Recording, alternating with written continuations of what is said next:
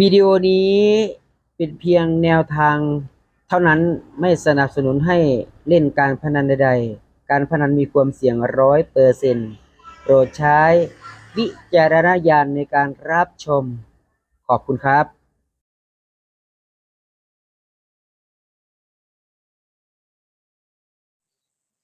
สวัสดีนะครับสวัสดีพี่น้องที่เป็นช่องน้องแสงชาแนลนะพี่น้องเนอกมาเจอกันครับหลังจากหวยออกครับหลังจากที่ท่ารัฐบาลเป็นประกาศครับอ่า เมื่อวันที่1 ตุลาคม 2568นะครับทรงไทายออกพรรษาวันต่อไปนะครับเป็นงวดสุดท้ายของในพรรษานี้นะครับเดือนตุลาคมวันที่1นะครับออกพรรษากับวันที่7นะครับวันที่7ที่8เนาะวันนี้ก็สิเขาหลังจากออกพรรษาก็สิเขาสู่หน้ากฐินแล้วก็ที่นี่พี่น้องเนาะบ้านใดอ่าเป็นบุญกฐินเนี่ยยกมือขึ้นได้พี่น้องเด้อเนี่ยครับบุญกฐินสามัคคีบุญกฐินมหากฐินยังก็ว่ากันไปเนาะพี่น้องเนาะนะครับก็ หลายหม่องหลายที่หลายหม่องหลายสถานที่นะเพิ่นก็จัดทำบุญกฐินนะครับบ้านใดที่มีพระ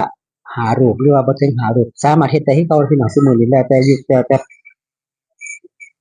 สถานการณ์ว่าซั่นต่อไปเนาะนะครับ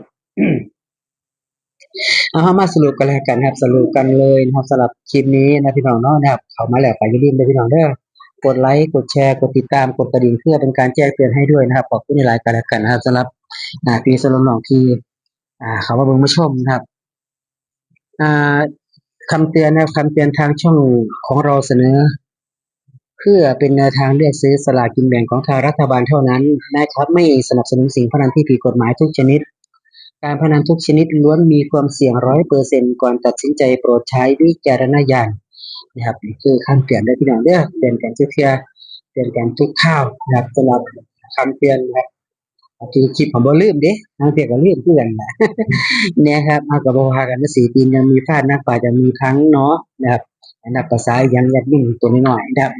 แต่ผมมีทีมีพลาดฟังธรรมดานะครับกะมาเบิ่งกันแล้วกันนะครับสำหรับคลิปนี้นะครับมา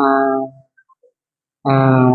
สรุปกันนะครับสรุปหลังจากที่รัฐบาลเป็นประกาศนะครับว่ามีอาจารย์ใดเข้ามีอาจารย์ใดหลุดนะพี่น้องเดี๋ยวผมขออนุญาตออกมาข้างนอกกันนะพี่น้องเด้อนะครับขออนุญาตออกมาข้างนอกมาเลือกข้างนอกก่อนนะครับบ้านขอใส่แน่แล้วเที่ยวที่มันก็จะเป็นเก่านะ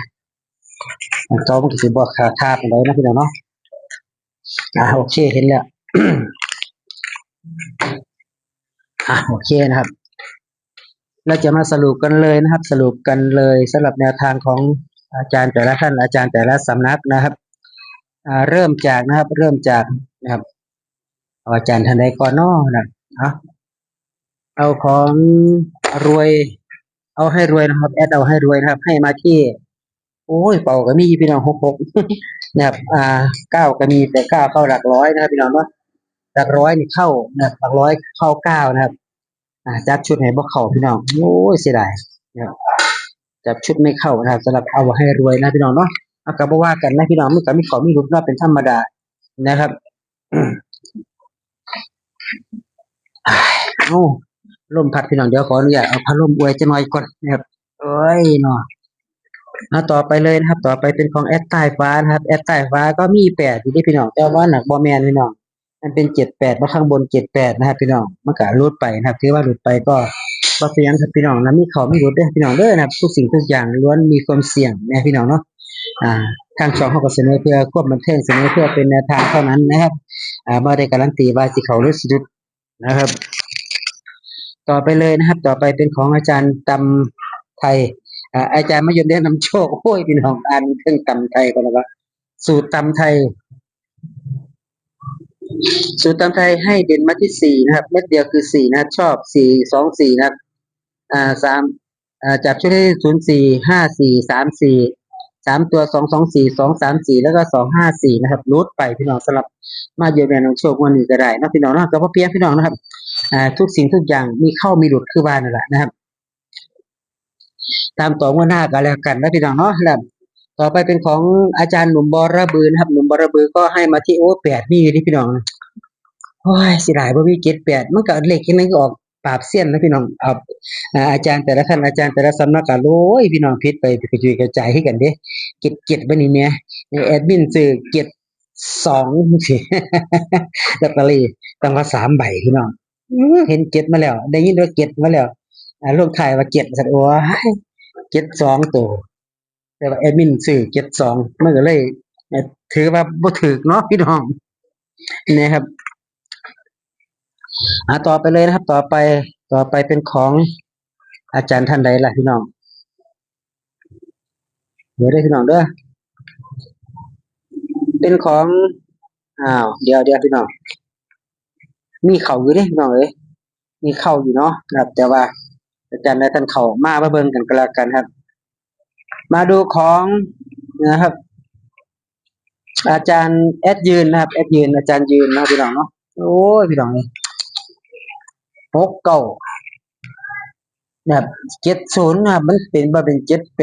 77ว่าซั่นเขาอยู่พี่น้องนะครับก็ถือว่าก็ยังมีเห็นอยู่เป็นแล้วเล่าอยู่พี่น้องเนี่ยเป็นแล้วเล่าอยู่พี่น้องเนาะแต่ว่าก็ถือว่ารุดนะครับสำหรับวันนี้นะครับอาจารย์อ่าอาจารย์ยืนนะพี่น้องเนาะต่อไปเลยนะครับต่อไปเป็นของแอดหนุ่มสุพรรณแอดหนุ่มสุพรรณกับรุดนะครับเข้ามาอยู่เด้เข้ามาตัวใดล่ะโอ้ยบ่มีตัวเข้าตัวที่เข้ามา8มี8ตัวเดียวนะครับมี8ตัวเดียวพี่น้องโอ้ยฟ้านี่เนี่ยใช่ล่ะฟ้าไม่จีเฮียพี่น้องนะครับม้าเร็วนะครับม้าเร็วให้มาที่นะครับไปกันเร็วๆจังหน่อยนึงนะพี่น้องเนาะม้าเร็วให้มาที่951นะครับออกมา978นะครับโอ้เสียดายพี่น้องม้าเร็วก็หลุดไปสำหรับวันนี้นะครับต่อไปเลยนะครับต่อไปนะครับต่อไปเป็นของสายในให้มาแอดฟินิกเนาะพี่น้องเนาะแอดฟินิกให้มาที่62636666มาเป่ายี่พี่น้องเป่าแต่นั้นบ่เป่าหูเป่า77แหมนะครับคือว่าเนาะเลขวันพุธแล้วก็มันมีอยู่เลขหามแล้วก็มาเป่ามาเป่าไปอีหลีนี่พี่น้องไอ้บี้ก็คิดว่าโอ้สิว่าเป่าซะบ่เนาะซั่นแหมอีหลีแต่ว่าก็บ่กล้าซื้อหรอกว่าเป่าก็ได้ขอว่าบ่มักเลขเป่าเนาะนะครับต่อไปนะครับเป็นเลขฟันของนะครับเป็นเลขของอาจารย์เอ่อเจ๊คำนวณแม่นนะครับเจ๊คำนวณแม่นให้มาที่สูตรที่1814นะครับสูตรที่2ให้มา0ว้ายมี8ตัวเดียวพี่น้องมี8ตัวเดียวเป็น887พี่น้อง7887เนาะ978มี8อยู่พี่น้องแต่ว่าให้ตามชุดบ่มีตามสูตรบ่มีพี่น้องตามสูตรไม่มีเลยนะพี่น้องเนาะต่อไปเลยนะครับต่อไปเป็นของสายทหารใบแดงนะครับพี่น้องวิ่งสายทหารมาวิ่ง50 ล้านมาล้านเปอร์เซ็นต์ลดไปพี่น้องสายทหารใบแดงเข้าก็ได้เนาะพี่น้องเนาะก็มีเขามีรู้ด้วยพี่น้องเด้อย้ำนะครับทางช่องเฮาเสนอเพื่อเป็นแนวทางในซื้อสลากกินแบ่งของทางรัฐบาลเท่านั้นนะครับบ่ได้สนับสนุนสิ่งพนันที่ผิดกฎหมายทุกชนิดนะครับจังไดก็ใส่วิจารณญาณได้พี่น้องเด้ออาจารย์แต่ละท่านอาจารย์แต่ละสำนักก็ล้วนแล้วแต่เป็นบุคคลธรรมดานะครับคิดคำนวณตามสถิติคิดคำนวณตามสูตรคิดคำนวณตามความฝันบางทีก็ได้บางทีก็ได้เนาะเป็นเลขฝันเลขจังเนี่ยสินะครับต่อไปเลยนะครับต่อไปเป็นของ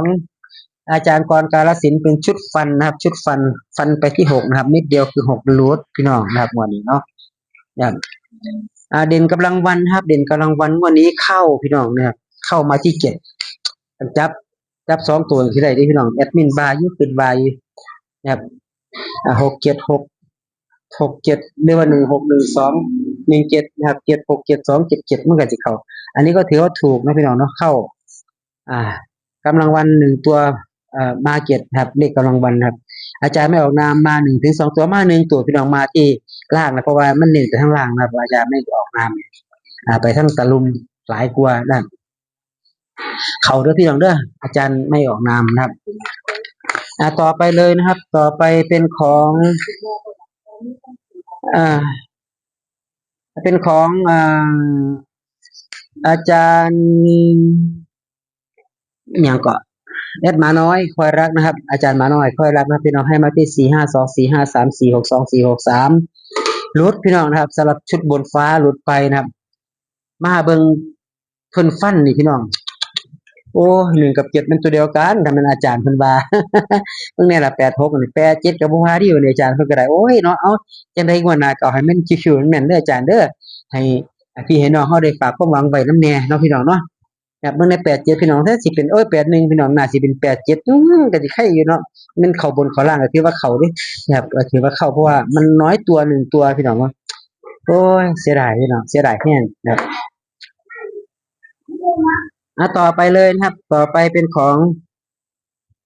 นะครับอาจารย์สิงห์นะครับอาจารย์สิงห์6กับ7นะครับวิ่งบน6กับ7เพิ่นเน้นไปที่6พี่น้องเอ้ย6ไว้หัวเป็นเก้าเบิ่ง6 7เบิ่งแหน่อาจสิว่า7 7เนาะพี่น้องเนาะเบิ่งแหน่นี่โอ้ยพี่น้องเอ้ยเสียดายนะ6 7 7 6เนี่ยข้างล่างยังมี7อยู่เพิ่นเด่น7ทั้งบนทั้งล่างนะแบบข้างล่างนี่เด่น7เข้าตรงๆเข้าเด้อพี่น้องเด้อ7นี่ตรงนี้ก็ถือว่าเข้าแล้วถือว่าถูกนะครับอาจารย์อ่า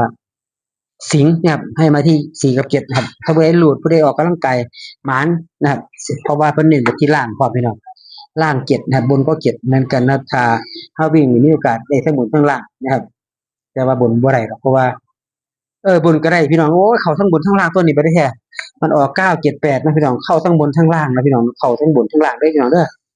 นะครับเข้าทั้งบนทั้งล่างโอ้อาจารย์สิงห์นี่ก็บ่แม่นธรรมดาผู้ใดออกกำลังกาย7บน7ล่างก็ได้ถือว่าได้เงินนะพี่น้องเนาะนะครับ ขอบคุณหลายๆกันแล้วกันนะครับขอบคุณทุกๆอาจารย์ทุกๆสำนักนะครับที่แบ่งปันกันมาได้พี่น้องเด้อขอบคุณหลายๆกันแล้วกันขอบคุณเจ้าของข้อมูลนะครับ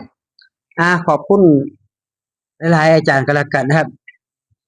ต่อไปเป็นของอาจารย์กรกาฬสินธุ์ชุดฟันไปที่6นะครับรูทพี่น้องนะครับมี6 7อยู่แต่ว่าบ่มี7 7นะพี่น้องเนาะมื้อนี้8 7 6โอ้พี่น้องถ้าอวยเลข6เป็นเลข9นี่ก็สิถูกตัวจริงๆเนาะ นะครับอวยเลข6เป็นเลข9นี่ก็สิได้อยู่แต่98 8 9 7เป็น4 7 98นี่ก็สิได้อยู่อวย6เป็น9โอ้เสียดายพี่น้องเสียดายมื้อนี้6 7มื้อนี้มันอีกแต้มเดียวนึงนี่พี่น้องนะครับ7 7นะครับก็เพราะว่ากันพี่น้องนะครับคิดคำนวณตามสูตรคิดคำนวณตามสถิติคือว่านั่นแหละเนาะนะครับต่อไปนะครับต่อไปเลยนะครับเป็นของแอดเอื้อยลาพี่น้องเอื้อยลาก็บ่ธรรมดามื้อนี้80วิ่ง8บนวิ่ง8มี8ดีพี่น้องนะครับ9 8 79 7 8มี8เข้าบนตรงๆถือว่าถูกด้วยพี่น้องเด้อของแอดเอื้อยลานี่วิ่งเด้ครับตัววิ่งเข้าถูกนะครับสำหรับที่ถูกที่พี่น้องเดือมากเลยสำหรับถูกอยู่ท้ายๆรายการ นี่ครับตามต่องวดหน้ากันแล้วกันพี่น้องเนาะวิ่งล่าง2นับ2นี่รุดพี่น้องล่างข้างล่างนี่สุดรุดไปครับบ่เป็นหยังพี่น้องนะครับ ชีวิตยังมีงวดหน้าเสมอนะครับ ต่อไปนะครับต่อไปเลยนะครับ ต่อไปเป็นของแอดรัชนกมีโชคชุดตัดนะครับ ชุดตัดของเพิ่นเด้อเจ็ด2 14แต้มร่วมข้างล่างผิด7 2 14ไม่มีเป็น4เนาะพี่น้องเนาะอันนี้เพิ่นให้มา8กับ2รูทไปพี่น้องแต่ว่าตัวเพิ่นก็มีอยู่5 7มันบ่7 7ก็เลยรุดไปพี่น้อง7 2แอดมากพี่น้องตัวนี้7 2นี่ซื้อตั้งมา3ใบพี่น้องนะครับรุดโอ้ได้ยินว่า7ว่าซั่นล่ะว่ามันสิว่า2ล่ะมันไป7แล้วว่าโอ้ยสนุกหมดสิทธิ์ได้ข้อตกตะเซาะอยู่แอดมินก็ได้นะครับโอ้ยเดี๋ยวบ่ว่ากันเนาะพี่น้องเนาะมันก็มีเขามีรุดธรรมดานะครับแอดรัชนกมีโชคนะครับชุดบนฟ้านะพี่น้องโอ้ยพี่น้องขาดตัวนึงเนี่ยพี่น้องเนี่ยคันไม่เป็นเลขเจ็ดเลยโอ้ยพี่น้องแต่สิเอาเงินนี่เนี่ยถ้าเป็นเลขเจ็ดเนาะมี8มี9ถือว่าเขาคู่โต๊ดด้วยพี่น้องโต๊ดเอ่อเขาคู่โต๊ดบนนะครับวิ่ง8บนโอ้ยก็ถือพี่น้องถือว่าเข้าอ่าต้นให้วิ่ง8บนเข้านี่พี่น้องเข้า8บนนะครับ8บนอีหลีอีรอนเนาะพี่น้องก็ตามต่อกว่าหน้าได้พี่น้องเนาะนะครับเนี่ยสุดเข้าตรงๆเต็มๆไปโอ้ยพี่น้องเอ้ยบ่อยากบอกมาแนวบ่เนาะชุดที่อาจารย์ยังไม่ได้ตัดนะครับเนี่ยตรงเต็มๆเลยพี่น้องเอ้ยเนี่ยถูกตรงๆนะครับนี่ไง71 72 77แอดมินน่ะมักจะ72ตัวนี้นะครับเนี่ย72เนี่ยมักชุดนี้นะครับก็ประมาณนี้นะพี่น้องเนาะสารบคลิปนี้ก็ต้องขอบพระคุณอาจารย์แต่ละสำนักอาจารย์แต่ละอ่าเจ้าของข้อมูลแต่ละอาจารย์นะพี่น้องเนาะขอบคุณหลายกันแล้วกันนะครับขอบคุณมากๆขอบคุณจริงใจจากใจนะครับขอบคุณที่เป็นแรงปั่นนะครับขอมูลมาในทางมาให้พี่น้องเขาได้พิจารณางวดวันที่1 ตุลาคม 2568 นะครับขอบคุณเอซี่แฟนช่องที่ติดตามตั้งแต่ต้นจนจบก็พี่น้องเนาะนะครับใบพอกันคลิปหน้าได้อพี่น้องเด้อคลิปนี้พ่อในเอซี่จะชมมันๆกันแล้วกันสำหรับคลิปนี้ไว้เพียงเท่านี้ไว้พอกันคลิปหน้าคลิปนี้กล่าวคำว่าสวัสดีครับ